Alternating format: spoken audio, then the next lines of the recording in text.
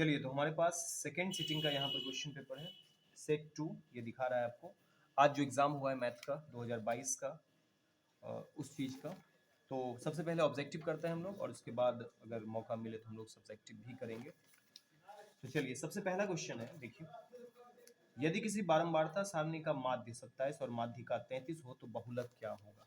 तो सीधा सीधा फॉर्मूला है कि बहुलक बराबर, बहुत खराब हैंड राइटिंग होता है मेरा, कृपया इसे ठीक से देख लें, 3 माध्यिका, ठीक है, माइनस 2 माध्य, 3 माध्यिका माइनस 2 माध्य। तो 3 गुना माध्यिका का वैल्यू दिया हुआ है आपको, देख लीजिए यहाँ पे 33, और 2 गुना माध्य का वैल्यू दिया हुआ है आपको 27, यानी कि हो गया ये 99 माइनस 54, यानी कि 45। 45 यानी कि ऑप्शन नंबर सी यहाँ पर सही होगा। तो पहला का ऑप्शन जो होगा वो सी होगा, ठीक है। चलिए, कुछ क्वेश्चन है जो कि जरूरत नहीं है इस चीज़ों की, कुछ साइड से फालतू सब आवाज़ आ रही हो, चूंकि मैं अपने क्लास में हूँ नहीं, तो मैंने सोचा कि मैं जहाँ हूँ वहीं से वीडियो बना दूँ। ओके, चलिए, असंभव घटना की प्रायिकता हमेशा हम लोग सबको पता है कि ये शून्य होता है। अगले क्वेश्चन की ओर बढ़ते हैं, असंभव घटनाओं की प्रायिकता बराबर शून्य। अगला क्वेश्चन जो है हमारा वो है कि यदि पीई किसी घटना ई की प्रायिकता हो तो निम्नलिखित में कौन सही है। तो हमेशा याद रखिएगा कि पीई 0 से बड़ा या बराबर और 1 से छोटा या बराबर होता है, यानी कि इसका आंसर हो जाएगा सी नंबर, ठीक। यदि किसी खेल को जीतने की प्रायिकता 0.4 है तो उसके हारने की प्रायिकता क्या होगी। देखिए, जीतने की प्रायिकता आपको, क्वेश्चन नंबर 4, जीतने की प्रायिकता है यानी कि पीई है आपका 0.4, तो हारने की प्रायिकता यानी कि P E dash is equal to what. तो एक में आप 0.4 को माइनस कर सकते हैं, आपको मिल जाएगा कितना, 0.9। एक मिनट, नहीं नहीं नहीं, अगर आप इसको माइनस करेंगे, एक बार बढ़िया से ही माइनस कर दीजिए, तो 0.6 मिलेगा आपको, ठीक है। अब ऑप्शन नंबर इसका भी आंसर हो जाएगा आपका सी नंबर, यानी कि 0.6। अगर 0.04 रहता तो 0.96 होता। चलिए, अगले क्वेश्चन की ओर चलते हैं। नेक्स्ट है, दो सिक्कों के युगपत उछाल में एक भी शीर्ष नहीं आने की प्रायिकता। एक भी शीर्ष नहीं आएगा। देखिए, अगर हम दो सिक्कों को उछाल दें, 5 नंबर क्वेश्चन, अगर हम दो सिक्कों को एक साथ उछालें तो कुल घटना जो होगा, टोटल इवेंट, वो हो जाएगा हम लोगों का 2 पर पावर 2, ठीक है। जितने भी सिक्के उछालते हैं 2 पर पावर उतने होते हैं, यानी कि कुल घटना 4। अब क्या क्या हो सकता है, या तो दोनों में टेल आ जाए, या तो दोनों में हेड आ जाए, या तो पहले में टेल और दूसरे में हेड आ जाए, या तो फिर दूसरे में, पहले में हेड और दूसरे में टेल आ जाए। अब देखिए, पॉसिबल इवेंट क्या चीज पूछ रहा है इसमें, ये पूछ रहा है कि युगपद उछाल में एक भी शीर्ष नहीं आना चाहिए, यानी कि एक भी हेड नहीं आना चाहिए। तो हेड जो जिसमें जिसमें आ रहा है उसको साइड कर दीजिए, एक ये खत्म, एक ये खत्म और एक ये खत्म, यानी कि पीई सिर्फ एक बचा, और प्रायिकता जो है आपका वो हो जाएगा कितना, 1/4, 1/4, यानी कि ऑप्शन नंबर आपका बी जो है वो करेक्ट है। निम्नलिखित में कौन सी घटना प्रायिकता नहीं हो सकती। आप सबको पता है कि प्रायिकता हमेशा 0 से 1 के बीच होना चाहिए। कितना से, 0 से 1 के बीच हमेशा प्रायिकता होना चाहिए। तो 0 से 1 में जब हम आते हैं तो देखिए 1.5 0 1 से बड़ा हो गया, तो ये 1.5 जो है ये प्रायिकता नहीं होगा। ओके, अंतः स्पर्श करने वाली दो वृत्तों में कितनी उभयनिष्ठ स्पर्श रेखाएं हो सकती है।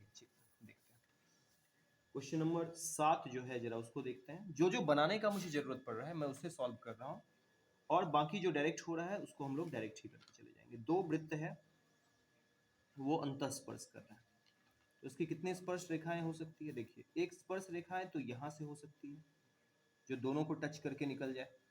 एक स्पर्श रेखाएं यहां से हो सकती है, इसको थोड़ा सा बड़ा, इसको टच करके निकल जाए। और एक स्पर्श रेखा यहां से हो सकती है जो इसको टच करके निकल जाए, अदरवाइज अब कहीं से नहीं होगा, जो दोनों को टच करे, यानी कि टोटल स्पर्श रेखाओं की संख्या इसमें हो जाएगा 3, ठीक है। तो 7 का भी आंसर सी हो जाएगा।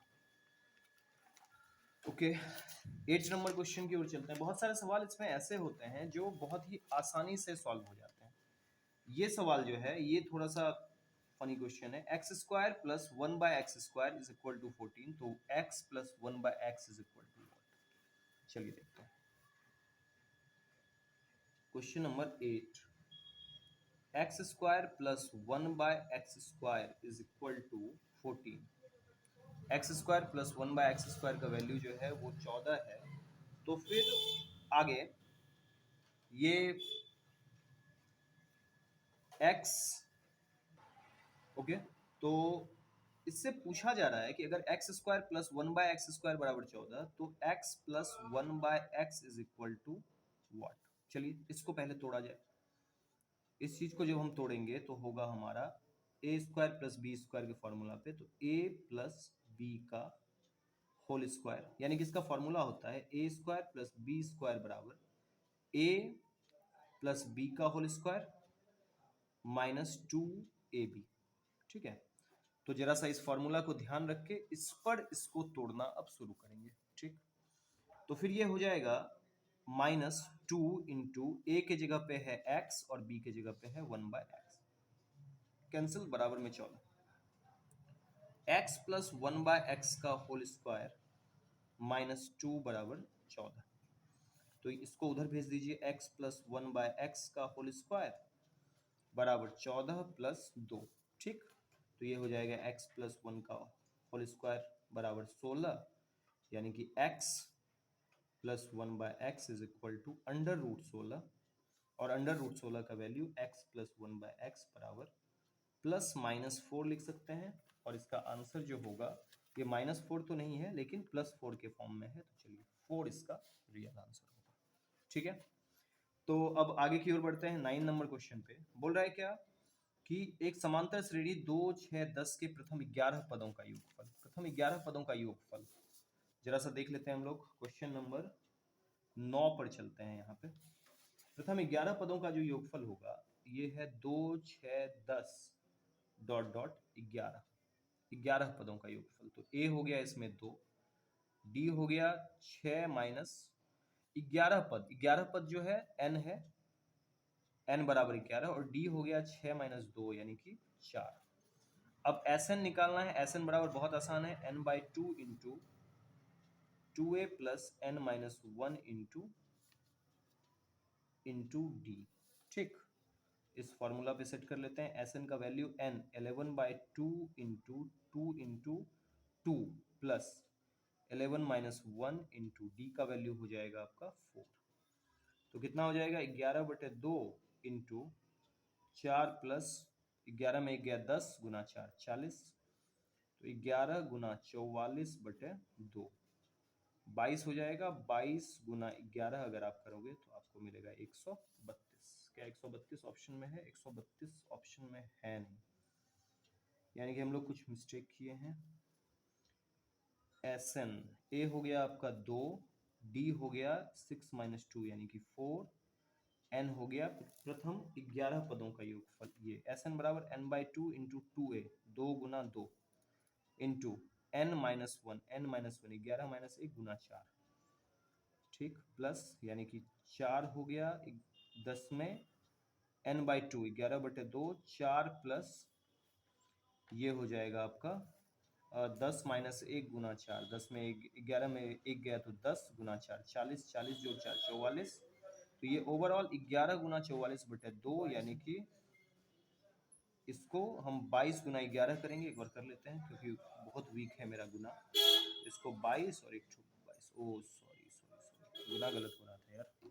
ठीक, तो इसका सही आंसर होगा 242। ऑनलाइन बेइज्जती हो गई है, खैर कोई बात नहीं, चलिए आगे बढ़ते हैं। किसी अर्धगोले की त्रिज्या r हो तो उसके संपूर्ण पृष्ठीय क्षेत्रफल, सबको याद होगा, फॉर्मूला बिल्कुल याद रखना चाहिए। अर्धगोले का संपूर्ण पृष्ठीय क्षेत्रफल 3πr²। नेक्स्ट, यदि बहुपद 6x³ 11x² minus 3x plus 2 के शून्यक अल्फा बीटा गामा हो तो alpha beta, beta gamma, alpha gamma का मान होगा। जरा देखते हैं, इसको साइड करते हैं, अगले पेज पर चलते हैं। क्या है क्वेश्चन आपका कि 11 number 6x³ plus 6x³ minus 11x² minus 3x plus 2। ठीक, तो ए हो गया इसमें 6, बी हो गया आपका -11, सी हो गया -3 और डी हो गया 2। Alpha beta plus beta gamma plus alpha gamma, इसका वैल्यू होता है C/A।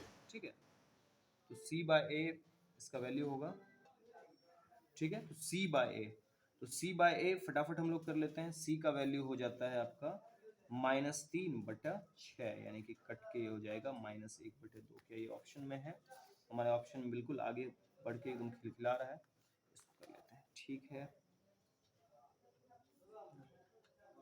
चलिए अब बोल रहा है कि एक क्वेश्चन है आपका इस तरह का, यदि बहुपद x² - 3x, सॉल्व करते हैं 12 नंबर क्वेश्चन। x² - 3x + 1 - 5 के शून्यक अल्फा बीटा हो तो क्या पूछ रहा है? Alpha plus 1 into beta plus 1 is equal to what? चलिए एक बात देखते हैं, इससे हम किस किस चीज़ों का वैल्यू निकाल सकते हैं। पहले इसको सॉल्व कर लेते हैं।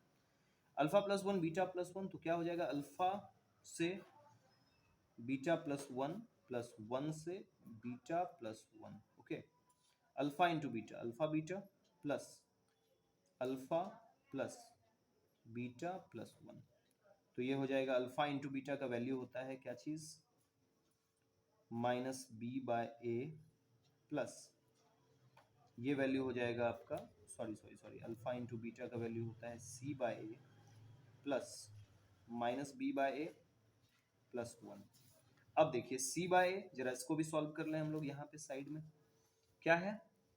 x² - 3x + 3 - 5, इसको सॉल्व करके हमको मिलेगा x² - 3x - 2 is equal to 0। a मिल जाएगा 1, b मिल जाएगा -3 और c मिल जाएगा -2।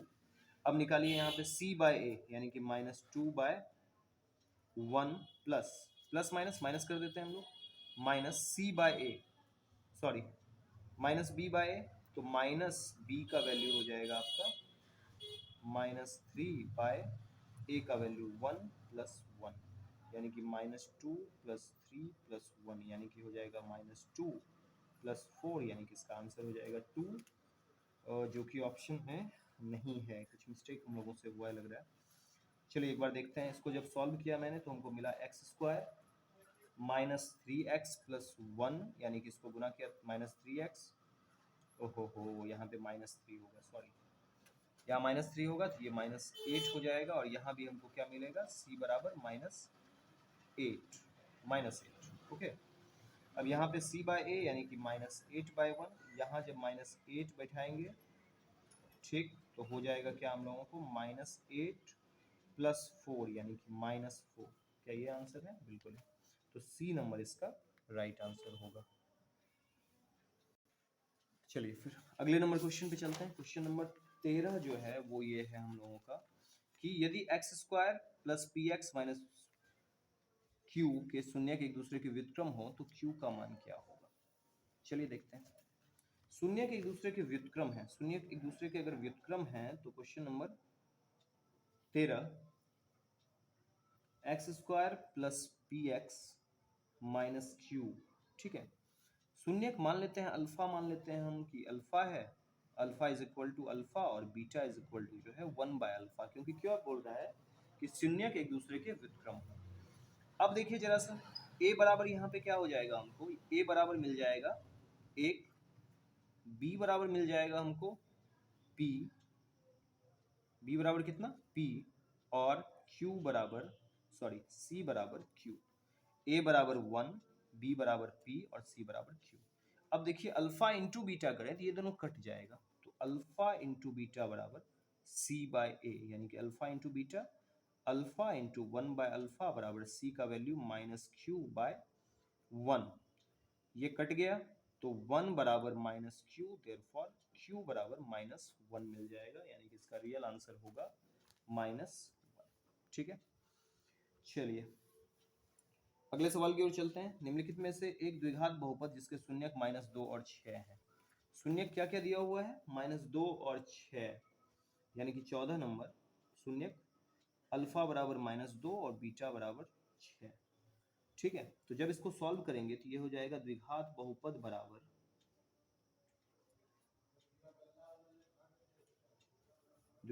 बराबर क्या हो जाता है x minus alpha into x minus beta. ठीक है, बराबर 0 लगा देना चाहिए। x minus alpha into x minus beta, तो क्या मिल जाएगा आपको, x माइनस, दो बार माइनस हो जाएगा, x plus two into x minus six बराबर 0।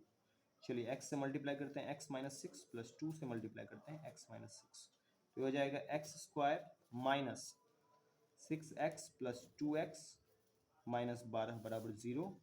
तो ओवरऑल मिल जाएगा x square minus 4x minus 12 बराबर 0। क्या ये ऑप्शन है, x square minus 4x minus 12 बराबर 0, ए नंबर ही इसका रियल आंसर है। ठीक, चलिए अब जरा देखते हैं 15 नंबर क्वेश्चन। दो समीकरण दिया हुआ है, ठीक है, और ये डायरेक्ट हो जाएगा मेरे ख्याल से। देखिए थोड़ा बना ही देते हैं, डायरेक्ट करने के चक्कर में थोड़ा गड़बड़ भी हो जाता है। तो 15 नंबर क्वेश्चन आपका है कि 2x माइनस 3y प्लस 2 बराबर 0, उसके बाद 6x माइनस 9y प्लस 5 बराबर 0। बोल रहा है कि इसका कितना हल होगा। सॉल्व करते हैं। 2/6 माइनस माइनस दोनों खत्म, 3/9, ठीक, और यहां हो जाएगा 2/5। जरा करके देखें, ये 1/3 हो जाएगा, ये भी 1/3 हो जाएगा, लेकिन तीसरा इक्वल नहीं होगा, यानी कि 1/3 is equal to 1/3 does not equal to 2/5। a1/a2 is equal to b1/b2। वाह, पेन ही खत्म हो गया, बहुत मेहनत है भाई। एक minute just, b1/b2 does not equal to c1/c2, कुछ ऐसा फॉर्मूला आएगा। तो इस फॉर्मूला का does not equal to c1/c2, जब इसको सॉल्व करेंगे तो ये चीज कितना हल होता है ऐसे में, ऐसे में हमारा कोई हल नहीं होता है। ठीक है, हमको क्या मिलेगा आंसर, कोई हल नहीं। देखते हैं ऑप्शन बी, कोई हल नहीं। ठीक है, चलिए आगे बढ़ते हैं। k के किस मान के लिए kx 2y बराबर 5 3x प्लस वाई बराबर 1 का एक अद्वितीय हल है। अद्वितीय हल बड़ा अच्छा चीज होता है। क्या होता है इसमें कि a1/a2 does not equal to b1/b2। अब जरा फॉर्मूला को लेते हैं, kx प्लस 2y बराबर 5 और 3x प्लस y बराबर है 1। अब इसको जब सॉल्व करेंगे तो हो जाएगा k/3 does not equal to 2/1, यानी कि इसको मल्टीप्लाई कर दीजिए, k does not equal to 3 into 2 6। ये इसका रियल आंसर होगा, k does not equal to 6, यानी कि 16 नंबर इसका रियल आंसर होगा।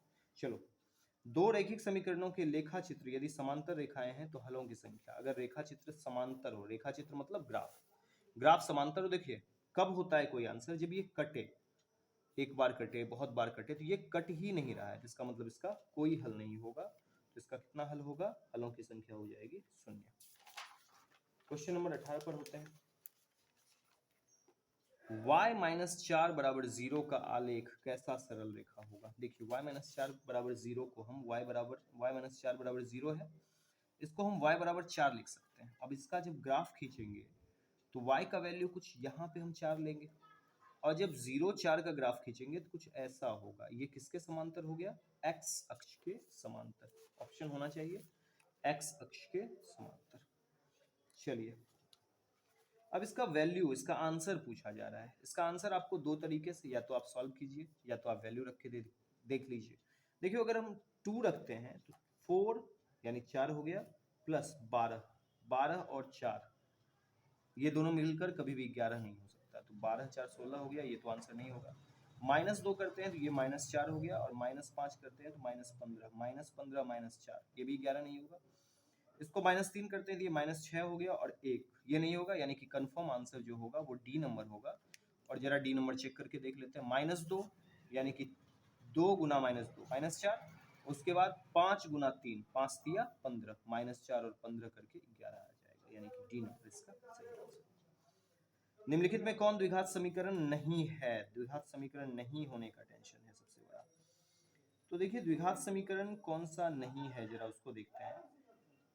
2x यहाँ पे जो है, यहाँ हमको लग रहा है जब सेम चीज हो ना, x की पावर यहाँ भी x की पावर 1, तो ये द्विघात समीकरण नहीं होगा। सी मैं मार देता हूँ ओवर कॉन्फिडेंस में, लेकिन फिर भी दिखा देता हूँ आप लोगों को कि सी कैसे नहीं होगा। क्योंकि देखिए यहाँ भी x और x गुना होके एक्स स्क्वायर ही होगा, यहाँ भी x और x गुना होके एक्स स्क्वायर होगा, दोनों कट जाएगा, एक्स स्क्वायर रहेगा नहीं। एक बार सॉल्व कर लेते हैं हम लोग 20 नंबर को। तो क्या मिलेगा आपको, x minus two into x plus one is equal to x minus one into x plus three. ठीक है, सॉल्व करते हैं तो क्या हो जाएगा, x से x प्लस वन और माइनस टू से x प्लस वन बराबर x से फिर x प्लस थ्री और माइनस वन से x प्लस थ्री। तो देख लीजिए ये हो जाएगा x square plus x minus two x plus two is equal to x square plus three x minus x minus three. X square खत्म, अब काहे का ये द्विघात समीकरण रहेगा ही नहीं, तो इसका आंसर हो जाएगा सी। चलिए 100 चक्कर लगाने में एक पहिया 88 किलोमीटर की दूरी तय करती है, तो पहिए का व्यास। अच्छा 100 चक्कर लगाने में, तो जरा सा सॉल्व करते हैं इसको। पेज बहुत ज़्यादा खर्च हो रहा है, कोई बात नहीं, बस आप लोग एक बार देखिएगा कि ये सही में लाभदायक है या नहीं, बहुत तसल्ली मिलेगा आपको ये देखने से। 100 चक्कर लगाने में एक पहिया को 88 किलोमीटर तय करना पड़ता है। ठीक है, सॉरी 1000 चक्कर लगाना है और 88 किलोमीटर की दूरी तय करता है, तो पहिए का व्यास। एक बात बताइए, अगर 100 चक्कर में 88 किलोमीटर की दूरी तय करता है, तो एक चक्कर में कितनी दूरी तय करेगा, एक चक्कर में वो कितना दूरी तय करेगा, 88 बटे 100, 1000 सॉरी 88 बटे 1000। तो ये वृत्त का हो गया परिधि, क्योंकि वृत्त का परिधि होता है, किसी पहिए का परिधि जो होता है वो होता है कि जितना वो एक चक्कर में पूरा करता है। अब कर दीजिए 2 पाई आर, यानी कि पाई डी इज इक्वल टू 88 बटे 1000। तो डी बराबर क्या हो जाएगा, 88 बटे 88, क्या कर दिए, कर हुआ क्या ये, हाँ 88 बटे 1000, और ये पाई जो है वो नीचे, पाई नीचे यानी कि 22 नीचे 7 ऊपर, 22 चौके 88, तो डी बराबर हो गया आपका कितना, ये हो गया 28 बाय 1000, यानी कि ये मीटर में आंसर भी है, तो चलिए इसको मीटर में बदल देते हैं। 28 पर 000 इतना मीटर, ये तो किलोमीटर में था, बाय 1000, ये कट हो गया, यानी कि इसका आंसर होगा 28। 28 आंसर में बिल्कुल है, सी नंबर इसका राइट आंसर होगा। cos 90 माइनस थीटा एकदम लॉलीपॉप क्वेश्चन है ये, साइन थीटा हो जाएगा। cos 45 डिग्री अगर हो, थीटा बराबर 45 डिग्री, तो cos स्क्वायर 45 साइन स्क्वायर 45। आपको पता है कि cos और साइन का वैल्यू 45 पर सेम होगा, तो जब सेम चीज माइनस होगा आपस में तो क्या हो जाएगा, जीरो, इसका आंसर होगा। ओके चलिए आगे बढ़ते हैं। रूट दो किसके बराबर होगा, रूट दो जब भी होगा तो किसके बराबर होगा, निम्नलिखित में रूट दो किसके, रूट दो के बराबर है, रूट दो का बराबर किसका वैल्यू है जरा वो देखते हैं हम लोग। रूट दो tan 60 नहीं हो सकता, cos 45 sin 30 नहीं हो सकता, यानी कि cosec 45 डिग्री। ठीक है, cos 32 डिग्री बराबर x और cos 58 डिग्री बराबर y, तो कौन सा सही है। देखिए cos 32 डिग्री और cos 58 डिग्री में कौन बड़ा होगा ये देखना है। तो cos 58 डिग्री जो है ये तो क्या हो जाएगा जरा देख लेते हैं यहाँ पे 25 नंबर सवाल, एक जरा सा चीज,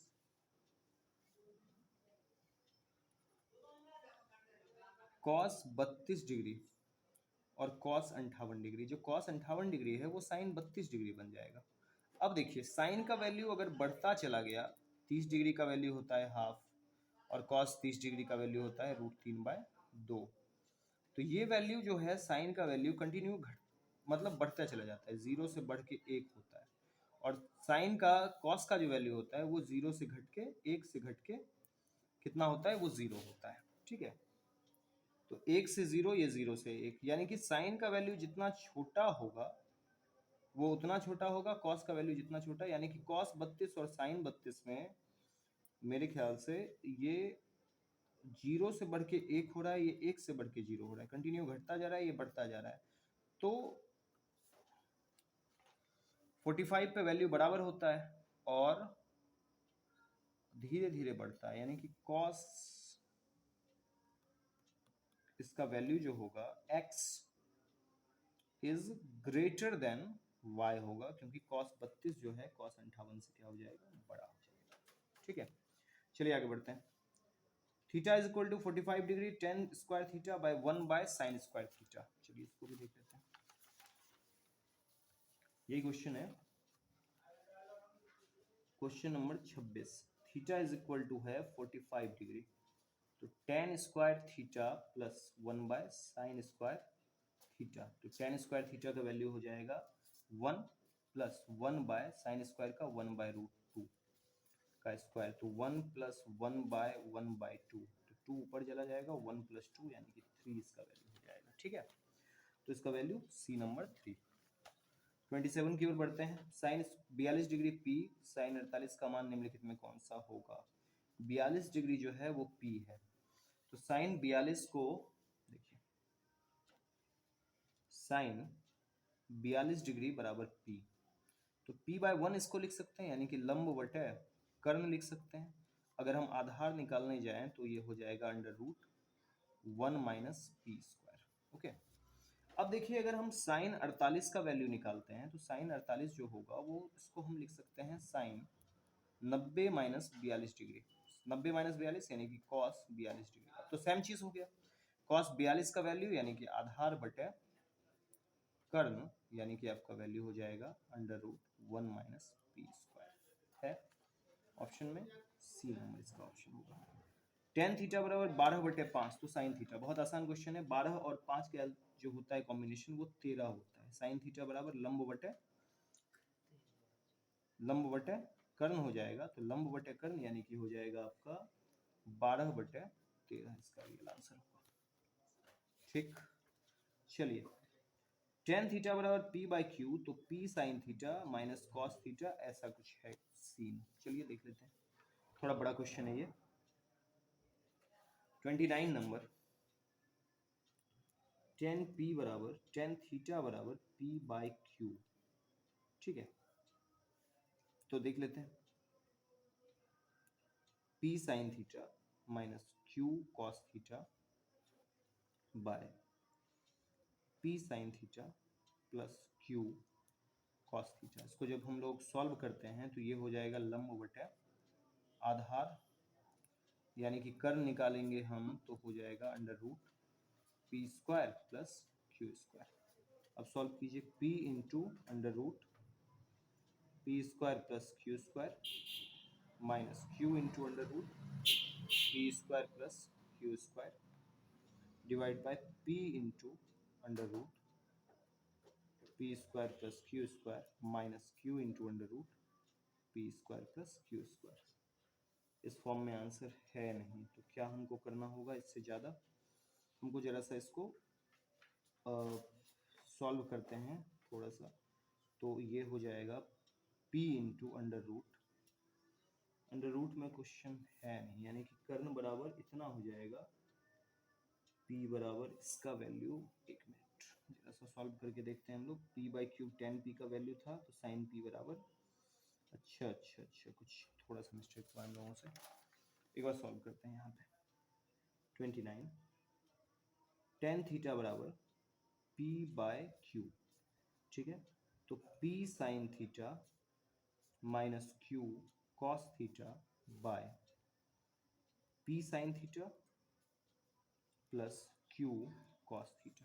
ठीक है, जब इसका वैल्यू निकालने जाते हैं हम तो ये हो जाता है p, यहाँ से देखिए ये हो जाएगा लंब बटे आधार, तो अगर हम लोग कर्ण निकालने की कोशिश करें तो ये हो जाएगा अंडर रूट लंब स्क्वायर प्लस आधार स्क्वायर, यानी कि अंडर रूट हो जाएगा, ये लंब का स्क्वायर करते हैं, लंब का स्क्वायर कितना हो जाएगा, p का स्क्वायर प्लस q का स्क्वायर, तो हो जाएगा p इंटू लंब कर्ण हो गया, यानी कि p by under root P square plus Q square minus q into Q by under root P square plus Q square divided by p into sine theta, यानी कि p by under root P square plus Q square minus Q into Q by under root P square plus Q square. अब देखिए ये दोनों LCM हो जाएगा और ये दोनों खत्म हो जाएगा, यानी कि ऊपर से मिल जाएगा P square minus Q square divide by P square plus Q square. ये इसका रियल आंसर होगा, यानी कि ऊपर माइनस और नीचे प्लस, यानी कि एक मिनट जरा सा देखते हैं कौन सा प्लस और कौन सा माइनस में है। ऊपर माइनस है और नीचे प्लस है, यानी कि ऊपर माइनस और नीचे प्लस होगा। डी नंबर इसका राइट आंसर है। ठीक है, चलिए आगे बढ़ते हैं। 1 plus cot square theta into 1 minus cos square theta, जरा इसका वैल्यू निकाल लें। 30 number question. 1 plus cot square theta हो जाएगा आपका cosec square theta into 1 minus cos square theta is equal to sine square theta.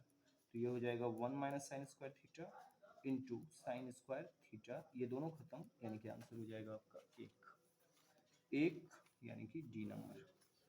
अब जरा इसको सॉल्व करते हैं, एक मिनट। चलिए अब 31 नंबर क्वेश्चन की ओर चलते हैं। ये क्वेश्चन है हमारा, इसको भी साइड किया जाए, बहुत सारे पेज कुर्बान हो रहे हैं आज। 31 बोल रहा है कि under root 1 minus cos theta by 1 plus cos theta, ये फॉर्मूला। इसको थोड़ा सा आगे बढ़ाते हैं और इसके हर का परिमेयकरण कर लेते हैं, यानी कि 1 minus cos theta by 1 plus cos theta, sorry 1 minus cos theta. तो क्या मिलेगा इसका आपको 1 minus cos theta 1 minus cos theta, तो 1 माइनस कॉस थीटा का स्क्वायर। कोई भी दो चीज अगर आपस में गुना हो तो उसका होल स्क्वायर हो जाता है।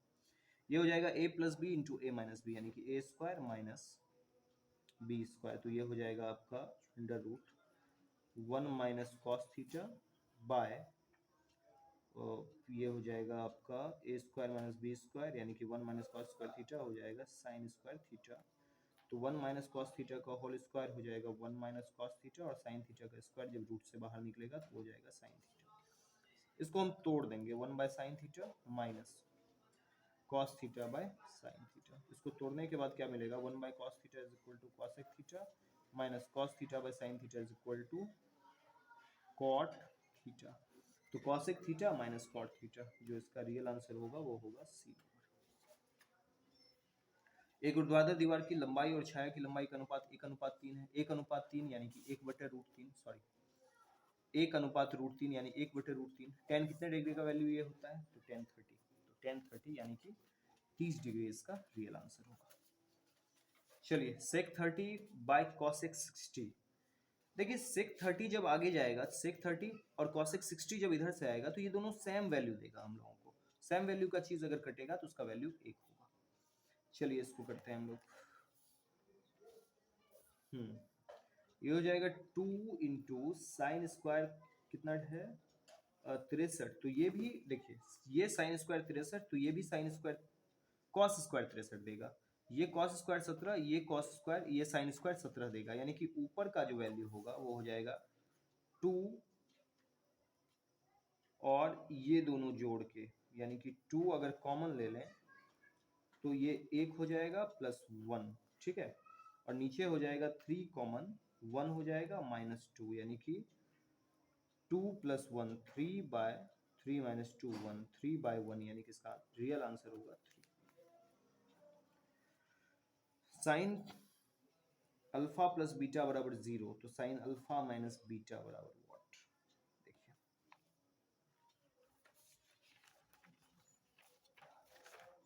जरा यहां से कर लें। क्वेश्चन है 35, साइन अल्फा प्लस बीटा बराबर 0, तो साइन अल्फा माइनस बीटा बराबर व्हाट। देखिए साइन अल्फा प्लस बीटा बराबर 0, अल्फा प्लस बीटा बराबर साइन कितना डिग्री, कितना वैल्यू होगा इसका, साइन 90 डिग्री। ओके, तो ये जब कैंसिल करेंगे हम लोग साइन साइन, तो alpha plus beta is equal to मिल जाएगा आपको 90 डिग्री। अरे सॉरी, साइन 0 तो 0 का वैल्यू होता है, तो ये अल्फा प्लस बीटा बराबर 0, यानी कि अल्फा प्लस बीटा का वैल्यू कितना हो गया 0। तो जरा सा अल्फा माइनस अगर हम बीटा करें तो हमको क्या चीज़ मिलना चाहिए, sign alpha minus beta. Alpha plus beta आपको 0 दे रहा है, तो अल्फा का वैल्यू यहाँ से हो जाएगा, कुछ वैल्यू निकाल लेते हैं। अल्फा प्लस बीटा बराबर 0, तो अल्फा बराबर कितना हो जाएगा आपका 0 माइनस बीटा। चलिए करते हैं sine alpha minus beta is equal to, तो अल्फा का वैल्यू अब यहाँ पे पुट कर दीजिए, माइनस बीटा है तो साइन अल्फा की जगह पे दे देंगे माइनस बीटा बराबर 0, सॉरी बराबर कुछ नहीं, ये हो जाएगा साइन -2 बीटा। ठीक है, साइन -2 बीटा। अब इस चीज का वैल्यू हम क्या निकाल सकते हैं, अरे यहाँ तो आंसर है, क्या ये -2 बीटा में कन्वर्ट हो सकता है, क्योंकि एक माइनस तो यहाँ दे चुके हैं। अल्फा का वैल्यू अल्फा प्लस बीटा बराबर 0, तो अल्फा बराबर माइनस बीटा। ठीक है, अच्छा तो साइन -2 बीटा बराबर -2 साइन बीटा।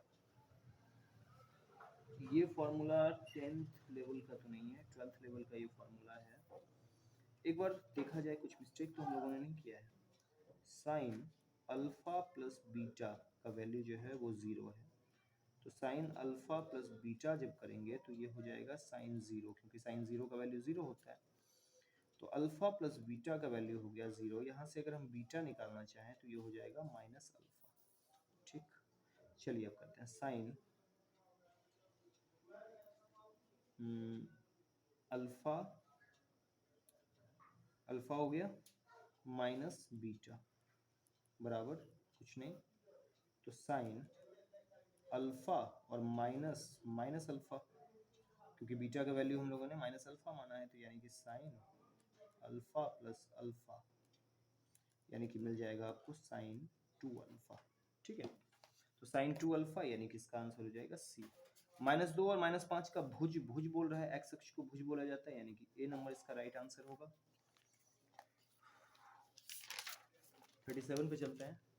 एक्स अक्ष पर किसी बिंदु का y नियामक, एक्स अक्ष पर y नियामक 0, अगर एक्स अक्ष है तो y जाके करेगा क्या इस चीज पे। बिंदु 3-4 किस चतुर्थांश में है, 3-4 किस चतुर्थांश में है, 3-4 फटाफट यहाँ से चतुर्थांश का सारणी बनाते हैं। पहला में दोनों प्लस, दूसरा में माइनस और प्लस, तो देखिए हम लोगों को तीसरा में माइनस माइनस और चौथा में प्लस माइनस, तो ये प्लस माइनस का साइन है, प्लस और माइनस है तो प्लस माइनस है, तो फिर क्या हो जाएगा ये चतुर्थांश। ठीक है, 3-5 की दूरी क्या होगी एक्स बिंदु से, एक्स अक्ष के बिंदु से 3-5 की दूरी, देखिए यहां से हम 3 लिए होंगे और यहां से 5 लिए होंगे, तो 3-5 जाके यहाँ पे कहीं बना होगा, तो एक्स अक्ष से कितना दूरी है, ये 3 मीटर दूर है, यानी फर्स्ट चीज है 3 यूनिट है, 3 इसका आंसर। 40 पे आते हैं। मूल बिंदु से दूरी, मूल बिंदु की दूरी सबको पता है, √x² + y² इसका रियल फॉर्मूला होता है। k के किस मान के लिए द्विघात समीकरण 3x² + 3kx + 4 का मूल समान होगा, मूल समान फटाफट हम लोग करते हैं। मूल समान कैसे होता है, d बराबर जब 0 हो तो b² - 4ac बराबर हो जाएगा 0, तो b² कितना हो जाएगा इसमें 3k का स्क्वायर -4ac, 4 इंटू a का वैल्यू है 9 इंटू c का वैल्यू 4 बराबर 0। ठीक है, तो आ जाएगा ये 9k² is equal to, sorry minus 9 into 4, 4ac, 9 into 4 into 4, 16 into 9 आपका हो जाएगा 144, 144 माइनस में, तो उसको उधर लेके जाएंगे तो प्लस में हो जाएगा, तो k² बराबर 144/9 अंडर रूट में, यानी कि k इज इक्वल टू हो जाएगा ±12/3/4, यानी कि इसका रियल आंसर होगा ±4। ठीक है, इसका रियल आंसर होगा ±4, यानी कि बी नंबर। x - y बराबर 6 हो, x² - y² बराबर 30, तो x y का वैल्यू, बहुत आसान क्वेश्चन है। क्या बोला जा रहा है इसमें कि x - y बराबर 6 है, x² + y² बराबर जो है वो 30 है। तो चलिए देखते हैं इसको, x² + y² a - b का होल स्क्वायर और plus 2ab is equal to 30। एक काम करते हैं हम लोग, इसको अगर हम एक्स वाई का सिर्फ वैल्यू निकालना चाहें तो x माइनस वाई का वैल्यू 6 है, तो 6 का स्क्वायर प्लस 2xy बराबर 30, यानी कि हो जाएगा 36 प्लस 2xy बराबर 30। तो 2xy बराबर 36 माइनस 36, यानी कि 2xy बराबर हो जाएगा -6, कैंसिल होके हो जाएगा ये -3, तो xy का वैल्यू हो जाएगा -3। डी नंबर इसका राइट आंसर होगा। ठीक है, तो हम लोग पहुंच चुके हैं 42 नंबर क्वेश्चन तक। 43 पर आते हैं। Y square plus 3xy minus 18 बराबर 0 के मूल होंगे। चलिए फटाफट इसका मूल हम लोग ज्ञात कर लेते हैं। हम लोगों का जो रियल आंसर है, या तो ऐसे ही ज्ञात करें या तो हम लोग क्या करते हैं, चेक मार लेते हैं फटाफट। अल्फा प्लस बीटा बराबर minus B by A, minus alpha beta बराबर minus C by minus 18/1, minus 18 आना चाहिए। चलिए किसको गुना करके माइनस 18 आ रहा है, सबको गुना करके माइनस 18 आ रहा है। -6 3 को, 3 -6 को, दोनों को गुना करके -18 आ रहा है। तो एक काम करते हैं, सॉल्व ही कर लेते हैं हम लोग। तो ये हो जाएगा Y square minus 3y, Y square plus 3y minus 18 बराबर 0। तो वाई स्क्वायर प्लस 3y को अगर हम लोग 18 के फॉर्म में तोड़ें तो 6 3 18, इसको तोड़ सकते हैं 6y माइनस 3y माइनस 18 बराबर 0।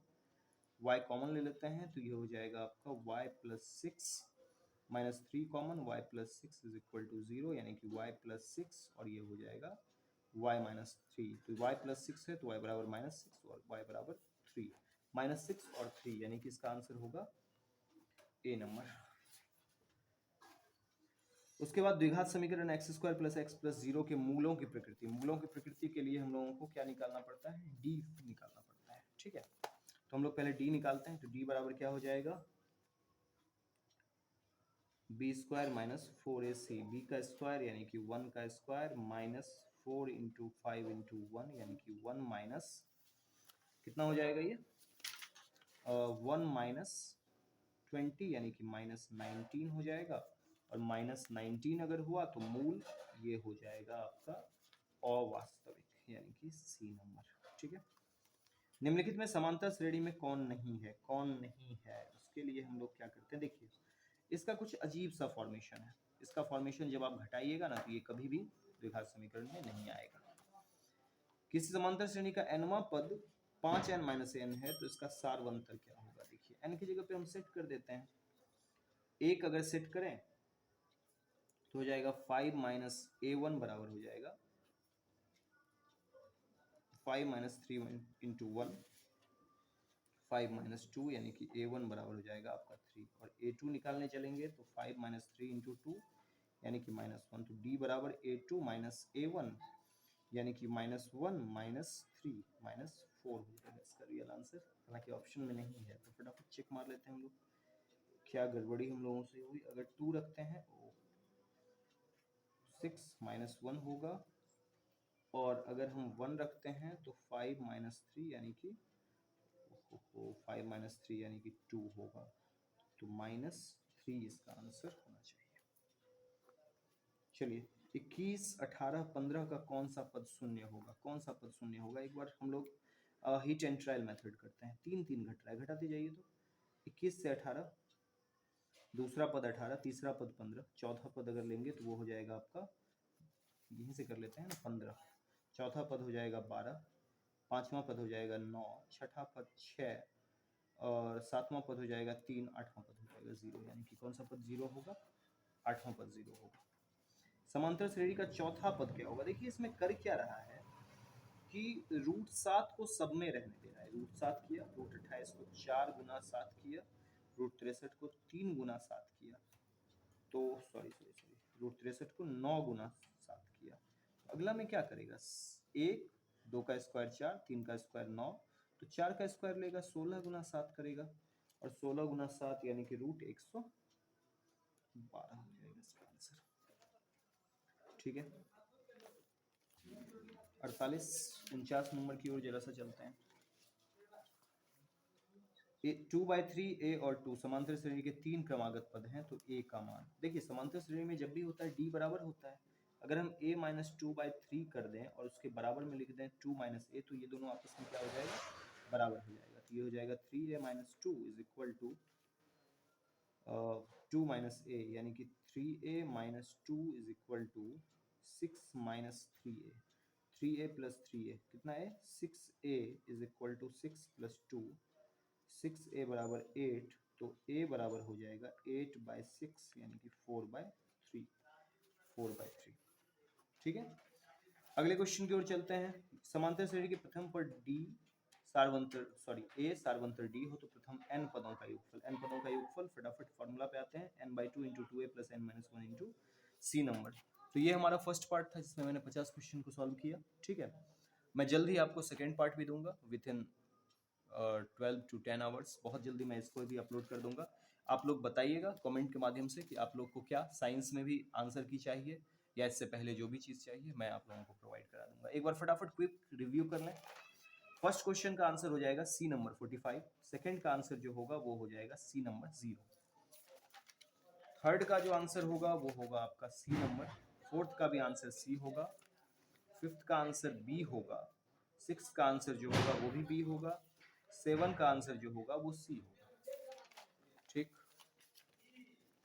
8 का जो आंसर होगा वो आपका हो जाएगा -4 यानी कि बी नंबर, मैंने इंग्लिश में मार दिया था, हिंदी में भी मार लीजिए बी। 9 का आंसर हो जाएगा बी नंबर, 10 का आंसर जो होगा वो सी नंबर होगा, 11 का जो आंसर होगा ये मैंने इंग्लिश में मार दिया है, हिंदी में कर दीजिए 1/2 हो जाएगा, 12 का आंसर जो होगा वो -4 होगा, 13 का जो आंसर होगा वो -1 होगा, 14 का जो आंसर होगा वो जो होगा वो आपका ए नंबर होगा, 15 का जो आंसर होगा वो बी होगा, 16 का जो आंसर होगा वो बी होगा, 17 आंसर ए होगा, 18 का ए, 19 डी, 20 सी, 21 का सी, 22 का बी, 23 का सी, 24 का आंसर आपका होगा डी, 25 का आंसर ए, 26 का आंसर सी, 27 का आंसर आपका हो जाएगा सी नंबर, 28 का आंसर बी, 29 का आंसर डी, 30 का आंसर डी, 31 का आंसर सी, 32 का आंसर ए, 34 का आंसर डी, 35 का आंसर आपका हो जाएगा सी, 36 का आंसर ए, 37 का आंसर हो जाएगा सी, 38 का आंसर डी, 39 का आंसर बी और 40 का आंसर बी, 41 का आंसर बी, 42 का आंसर डी, 43 का आंसर ए, 44 का आंसर सी, 45 का आंसर डी, 46 का आंसर बी, 47 का आंसर बी, 48 का आंसर डी, 49 का आंसर बी, 50 का आंसर आपका सी। ठीक है, तो ये मैंने सॉल्व पूरा किया 50 क्वेश्चंस, और मैं और भी सॉल्व करके आपको पार्ट 2 भी भेजूंगा, उसके बाद सब्जेक्टिव में भी सॉल्व कर दूंगा। जिन्होंने इस बार एग्जाम दिया उससे मैं रिक्वेस्ट करूंगा कि प्लीज़ आप लोग एग्जाम देने से पहले इसमें दिमाग ना लगाएं। ठीक है, आप लोग ये सबसे ज़्यादा ज़रूरत होगा किस चीज़ों के लिए, किन आदमियों के लिए जिन्होंने अभी बोर्ड का एग्जाम नहीं दिया है, अभी जो 10th में जाने वाले हैं वो देखें और जरा सीखें कि किस तरह का क्वेश्चन आता है। ठीक है, थैंक यू, फिर गुड नाइट, मिलते हैं जल्दी अगले वीडियो में।